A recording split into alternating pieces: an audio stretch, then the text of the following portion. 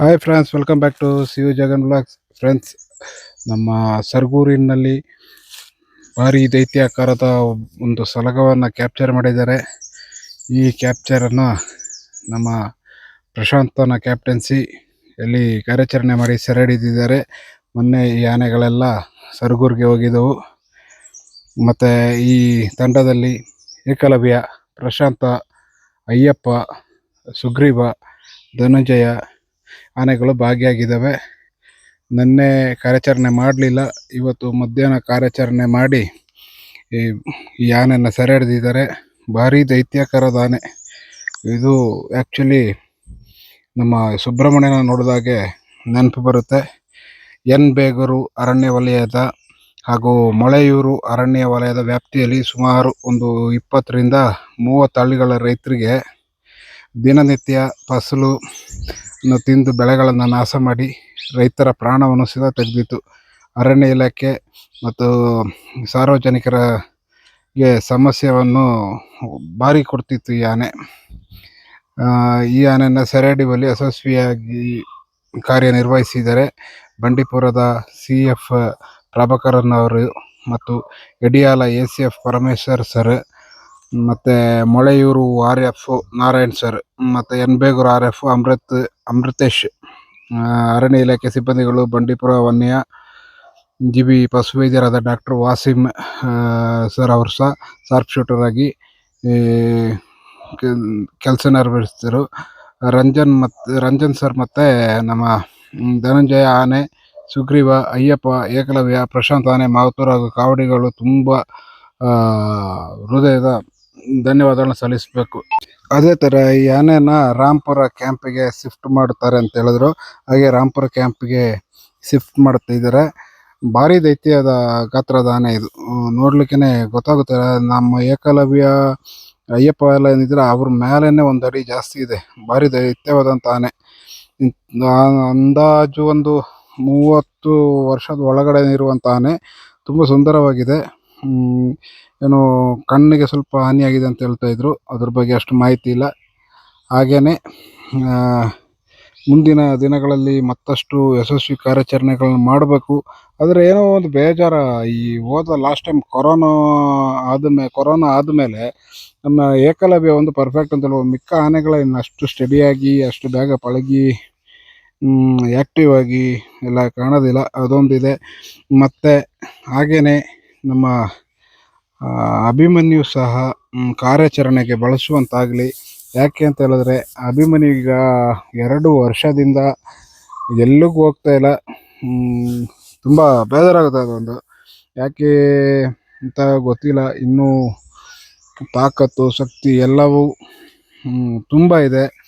ಯಾಕೆ ಅಂತ ಹೇಳಿದ್ರೆ ಮದ ಬಂದಾಗಲೂ ಅಭಿಮನ್ಯು ಕಾರ್ಯಾಚರಣೆಗೆ ಹೋಗಿದೆ. ಮದ ಬಂದಂಥ ಆನೆಗೂ ಮುಖ ಕೊಟ್ಟಂಥ ಆನೆ ಅಭಿಮನ್ಯು. ತನಗಿಂತ ಸಾಮರ್ಥ್ಯ ಇರುವಂಥ ಆನೆ ಎದುರು ನಿಂತು ಹೋರಾಡಿದ ಅಭಿಮನ್ಯು. ಉದಾಹರಣೆಗೆ ಹೇಳೋದಾದರೆ ನಮ್ಮ ಇದನ್ನೇ ತಗೋಬೋದು, ಕರಡಿ.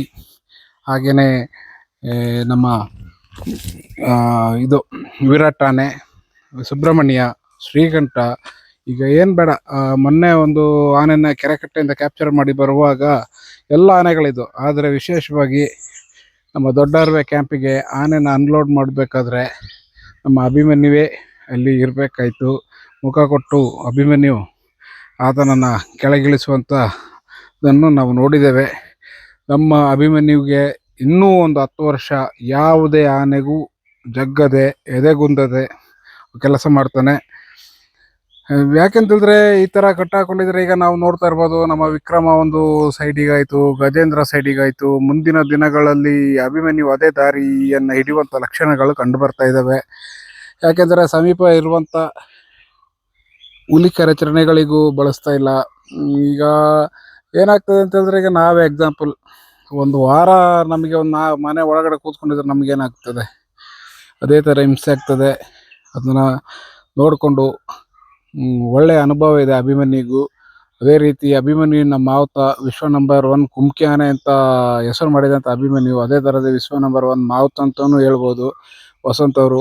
ಅವರ ಅನುಭವಗಳು ಹಾಗೆ ಅಭಿಮನ್ಯುವಿನ ಅನುಭವಗಳನ್ನು ಕಾರ್ಯಾಚರಣೆ ಮಾಡಿ ಹೋಗಿ ಇಲ್ಲಿ ಫೈಟಿಗೆ ಏನು ಹೋಗುವಂಥ ಅವಶ್ಯಕತೆ ಇಲ್ಲ. ಅಲ್ಲಿ ಹಗ್ಗ ತಗೊಂಡು ಹೋಗೋದು ಇಲ್ಲ ನೀರು ತಗೊಂಡು ಹೋಗೋದು ಈ ಥರದಲ್ಲಿ ಇದ್ರೆ ಸಾಕು.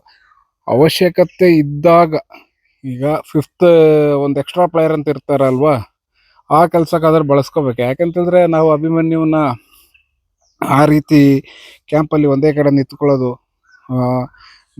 ವರ್ಷ ಪೂರ್ತಿ ಕಟ್ಟಿ ಹಾಕಿದಲ್ಲೇ ಇರುವುದು, ಇದು ನೋಡಲಿಕ್ಕೆ ತುಂಬ ಬೇಜಾರಾಗುತ್ತೆ. ಅವರಿಗೂ ಕೆಲಸ ಆಗಬೇಕು, ಓಡಾಡಬೇಕು. ಇದೇನೋ ಇವತ್ತು 93 ರಾಷ್ಟ್ರಗಳ ಇವರು ಬಂದಿದ್ದಾರೆ ಅಂತ ಹೇಳಿದ್ರು, ಪ್ರವಾಸಿಗರು. ಅವ್ರಿಗೆಲ್ಲ ಇವತ್ತು ನೋಡಬೇಕು ಅಂತ ಬಳ್ಳ ಕ್ಯಾಂಪಿಗೆ ಅಭಿಮನ್ಯುವನ್ನ ತಗೊಂಡು ಹೋಗಿದ್ದಾರೆ. ಖುಷಿಯಾದ ವಿಚಾರ. ಅಭಿಮನ್ಯು ಅದು ಅಭ್ಯಾಸ ಆಗಿದೆ. ಕಳೆದ ಒಂದು 35ರಿಂದ 40 ವರ್ಷ ಅಡ್ಡದಿಡ್ಡಿ ಲಾರಿಯಲ್ಲೇ ಪ್ರವಾಸ ಮಾಡಿ ಪ್ರತಿಯೊಂದು ಲಾರಿ ನಾನು ನೋಡಿದ್ದೇನೆ. ನಾವು ಈಗ ಕ್ಯಾಂಪ್ ಸಮೀಪ ಇರುವಂಥವ್ರಾಗಿದ್ದರಿಂದ ನಾವು ನೋಡಿದ್ದೇವೆ. ಅಭಿಮನ್ಯು ಯಾವುದೇ ಕ್ಷಣದಲ್ಲಿ ಲಾರಿ ಬಂದರೆ ಬೇರೆ ಆನೆಗಳ ಲಾರಿಗೆ ಅಥವಾ ಈಗ ಭೀಮಾ ಅತಿ ಹೆಚ್ಚು ಹೋಗ್ತದಲ್ವಾ, ಇಣುಕಿ ಕಾಲನ್ನ ಸರಪಳಿನ ಟೈಟ್ ಮಾಡಿ ಇಣುಕಿ ನೋಡ್ತದೆ. ಎಲ್ಲ ಕರ್ಕೊಂಡು ಹೋಗ್ತಾರೆ, ನನ್ನನ್ನು ಕರ್ಕೊಂಡು ಹೋಗ್ಬೋದು ಅಂತೇಳಿ ಅದು ನೋಡ್ತಾ ಇರ್ತದೆ. ಅದೆಲ್ಲ ತುಂಬ ಒಂಥರ ಬೇಜಾರಾಗುತ್ತೆ. ಬಳಸ್ಬೇಕು. ಯಾಕೆ ಅಭಿಮನ್ಯು, ನಾನು ಇವಾಗಲೂ ಹೇಳ್ತೀನಲ್ಲ, ಅಭಿಮನ್ಯು ಸಮ ಇರುವಂಥ ಆನೆ, ಅಭಿಮನ್ಯುವಿಗೆ ಸವಾಲು ಒಡ್ಡುವಂಥ ಆನೆ ಯಾವುದೂ ಇಲ್ಲ ಸದ್ಯದ ಮಟ್ಟಿಗೆ. ಅಭಿಮನ್ಯುವೇ.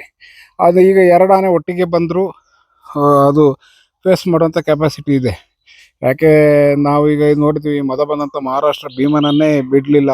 ಬಾಲಣ್ಣ ನಾಗಣ್ಣ ಏನು ನಮ್ಮ ಉಬ್ರಾಣಿಯಲ್ಲಿ ಒಟ್ಟಿಗೆ ಕುಸ್ತಿಗೆ ಬಂದಾಗ ಎಲ್ಲ ಆನೆಗಳು ಆಚೆ ಈಚೆ ಓಡಿದೆ ಹೊರತು ಅಭಿಮನ್ಯುವೆ ಮುಖಕ್ಕೆ ಮುಖ ಕೊಟ್ಟು ಫೈಟ್ ಮಾಡಿ ಸುಮಾರು ಜನರ ಪ್ರಾಣ ಉಳಿಸಿದಂತಾನೆ. ಅದು ಹಾಗೆ ಓಡೋದಾಗಿದ್ರೆ, ಧೈರ್ಯ ಇಲ್ಲದಿದ್ದರೆ ಅದು ಓಡ್ಬಿಡ್ತಿತ್ತು. ಆದರೆ ಅದು ಮಾಡಲಿಲ್ಲ. ನನ್ನ ನಂಬಿ ಬಂದಿದ್ದಾರೆ ಅಂತ ಹೇಳುವಂಥ ವಿಶ್ವಾಸ ಅದರಲ್ಲಿತ್ತು. ಅದನ್ನು ನಾವು ಯೋಚನೆ ಮಾಡಬೇಕಾಗ್ತದೆ. ಅಭಿಮನ್ಯುಗೆ ಸಣ್ಣ ಪುಟ್ಟ ಕೆಲಸ ಕಾರ್ಯಗಳು ಸಿಗಲೇಬೇಕು. ಏನಾದರೂ ಕಾರ್ಯಾಚರಣೆ ಹೋಗುವಾಗ ಅದಕ್ಕೂ ಒಂದು ಮಾನಸಿಕ ಸೀಮಿತವನ್ನು ಕಳ್ಕೊಬಾರ್ದು. ಯಾವಾಗ ಈ ಥರ ಜೈಲಲ್ಲಿ ಯಾಕೆ ಈ ಥರ ಇರ್ತದೆ, ನಾಳೆ ಏನು ಮಾಡಲಿಕ್ಕೂ ಸಾಧ್ಯ. ಏನಾದರೂ ಅನಾಹುತಗಳು, ಯಾಕೆಂದರೆ ಬಂದು ಕಟ್ಟಾಕಿರ್ತಾರೆ. ಬಂದಾಗ ಎಷ್ಟೋ ಕಾರ್ಯಾಚರಣೆಗಳು ಮಾಡಿದ್ದೆ ಅಭಿಮನ್ಯು. ಈಗ ಏನು ಬೇಡ, ಕರಡಿಗೆ ಡಾಟ್ ಮಾಡೋಕ್ಕೆ ಮೊದಲೇ ಹೊಡೆದಂಥ ಆನೆ ಅಭಿಮನ್ಯುವನ್ನ ನಿರ್ಲಕ್ಷ್ಯ ಮಾಡಬಾರ್ದು. ಮುಂದಿನ ದಿನಗಳಲ್ಲಾದರೂ ನಮ್ಮ ಅಭಿಮನ್ಯುವಿಗೆ ಒಂದು ಒಳ್ಳೆಯ ಅವಕಾಶವನ್ನು ಕಲ್ಪಿಸಿಕೊಡ್ಬೇಕು. ಯಾಕೆಂತಂದರೆ ಅಷ್ಟು ಹೆಸರು ಮಾಡಿದಂತಾನೆ ನಾಳೆ ಮಾನಸಿಕ ಸೀಮಿತ ಕಳ್ಕೊಬಾರ್ದು. ಅದು ಪ್ರೆಸರ್. ಈಗ ನಮಗೇನೆ ಒಂದು ವಾರ ಮನೆ ಒಳಗಡೆ ಕೂಡಿ ಹಾಕಿದ್ರೆ ಹೆಂಗಿರ್ತೀವಿ ನಾವು, ಅದೇ ರೀತಿ ಅಭಿಮನ್ಯುಗೆ ಆಗಿದೆ. ಕಾರ್ಯಾಚರಣೆಗೆಲ್ಲ ಬಳಸುವಂತ ಆಗಲಿ, ಬಳಸಲೇಬೇಕು. ಸಣ್ಣ ಪುಟ್ಟದಾಗಿ ಮಾಡ್ಕೊಂಡಿರಲಿ, ಹೋಗಿ ಎಲ್ಲ ಆನೆ ಇಡೀ ಕ್ಯಾಪ್ಚರ್ಗೆ ಸಪೋರ್ಟಿವ್ ಆನೆ ಆಗಿ ಕೆಲಸ ಮಾಡಿದ್ರೂ ಖುಷಿ ಅಲ್ವಾ. ಅದಕ್ಕೂ ಒಂದು ಸ್ವಲ್ಪ ತಿರುಗಡಿ ಬಂದಂಗೆ ಆಗುತ್ತೆ. ಈ ಥರದಲ್ಲಿ ಕಂಟಿನ್ಯೂ ಕೆಲಸ ಇಲ್ಲ ಅಂತಂದರೆ ಕಮ್ಮಿ ಆಗೋದೇ ಇಲ್ಲ. ಕಂಟಿನ್ಯೂ ವರ್ಷವಿಡೀ ಇರ್ತದೆ. ಏನಾದರೂ ಕೆಲಸ ಮಾಡಿದರೆ ತಾನೇ ಅದಕ್ಕೆ ಕಮ್ಮಿ ಆಗೋದು. ರಿಲ್ಯಾಕ್ಸ್ ಬಾಡಿ ಬೇವ್ತ್ರೆ ತಾನೆ ಇದಾಗೋದು. ಇದು ಅದೇ ರೀತಿ ಆಗಿದೆ. ನಮ್ಮ ಅಭಿಮನ್ಯು ನಾವು ಎಲ್ಲರೂ ತುಂಬ ಅಚ್ಚುಕಟ್ಟಾಗಿ ನೋಡಿಕೊಂಡು ಉಳಿಸ್ಕೋಬೇಕು. ಅದು ನಮ್ಮೆಲ್ಲರ ಕರ್ತವ್ಯ ಕೂಡ. ಓಕೆ ಫ್ರೆಂಡ್ಸ್, ಇನ್ನೇನಾದರೂ ವಿಚಾರಗಳಿದ್ದರೆ ಮುಂದಿನ ದಿನಗಳಲ್ಲಿ ಹೇಳ್ತೀನಿ. Okay, thank you.